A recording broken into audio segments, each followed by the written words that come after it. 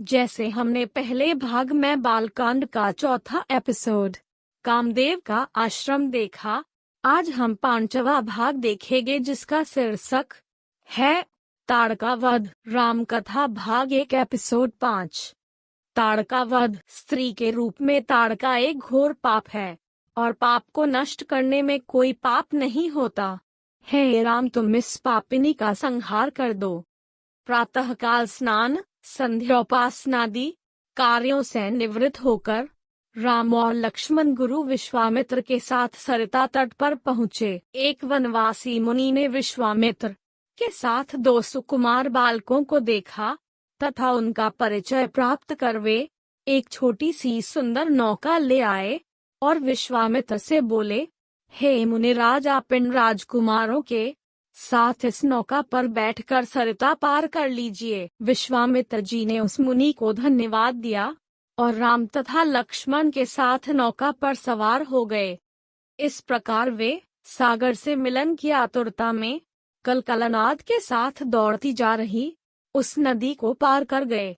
नदी के उस पार एक भयानक वन था। उस वन को देखकर राम बोले, गुरुदेव, यह वन तो बड़ा भयंकर है। सभी ओर से सिंह, व्याघ्र आदि हिंसक पशुओं के दहाड़ने और हाथियों के चिंघाड़ने की ध्वनि आ रही है। जंगली सुअर, भालू, वन भैंसे आदि वन्य प्राणी भ्रमण करते दृष्टिगत हो रहे हैं। वृक्षों की सघनता के कारण सूर्य का प्रकाश इस वन के भीतर घुसने का साहस नहीं कर पा रहा है और इसी कारणवश चारों ओर अंधकार हो रहा है।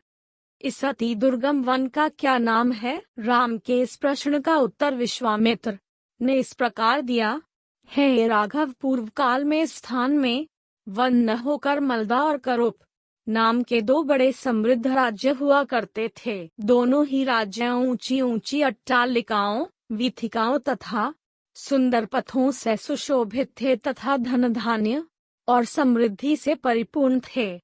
दूर दूर के व्यापारी यहाँ पर व्यापार करने आया करते थे, किंतु ताड़का नामक एक यक्ष कन्या ने उन दोनों राज्यों का विनाश कर दिया। ऋषि विश्वामित्र ने आगे बताया, ताड़का कोई साधारण स्त्री न होकर सुंद नाम के राक्षस की पत्नी और मारीच नामक राक्षस की माता है। उसके शरीर में 1000 हाथियों के बराबर बल है और वह अत्यंत पराक्रमी और शक्तिशाली है। इस प्रदेश को नष्ट करने के पश्चात ताड़का ने अपने पुत्र मारीच के साथ मिलकर यहाँ के समस्त निवासियों को मार कर खा डाला। अब उनके भय से यहाँ 2-2 कोस दूर तक किसी मनुष्य की परछाई भी दिखाई नहीं देती। भूलवश यदि कोई यहाँ आ भी जाए तो जीवित नहीं लौट पाता। उसी ताड़का का संहार करने के लिए ही मैं तुम्हें यहाँ लाया हूँ। राम ने आश्चर्य से पूछा, गुरुदेव, स्त्रियां तो कोमल और दुर्बल होती हैं, फिर ताड़का में 1000 हाथियों का बल कैसे आ गया? ऐसा प्रतीत होता है कि अवश्य कुछ न कुछ रहस्य है। विश्वामित्र बोले, वत्स, तुम्हारा कथन सत्य है और वास्तव में इसके पीछे एक रहस्य है। सुकेतु नाम का एक अत्यंत बलवान यक्ष था। वह संतानहीन था, अतः संतान प्राप्ति के उद्देश्य से उसने ब्रह्मा जी की कठोर तपस्या की। उसकी तपस्या से प्रसन्न होकर ब्रह्मा जी ने उसे संतान होने का वरदान दे दिया। परिणाम स्वरूप ताड़का का जन्म हुआ। सुकेतु के द्वारा ताड़का के अत्यंत बली होने का वर मांगने पर ब्रह्मा जी ने उसके शरीर में 1000 हाथियों का बल दे दिया।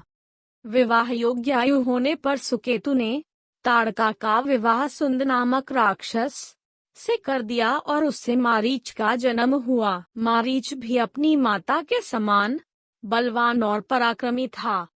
वह सुंद राक्षस का पुत्र होकर भी स्वयं राक्षस नहीं था, किंतु बाल्यकाल में वह बहुत उपद्रवी था। ऋषि मुनियों को अकारण कष्ट दिया करता था। यह भाग आगे दूसरे भाग में जारी रहेगा, तो उसके लिए कल का वीडियो देखना ना भूले। हम इस तरह के और भी भाग लाएंगे, तो वो देखने के लिए लाइक, शेयर, सब्सक्राइब करें। कमेंट बॉक्स में जय श्री राम लिखना न भूले। तो बोलो जय श्री राम।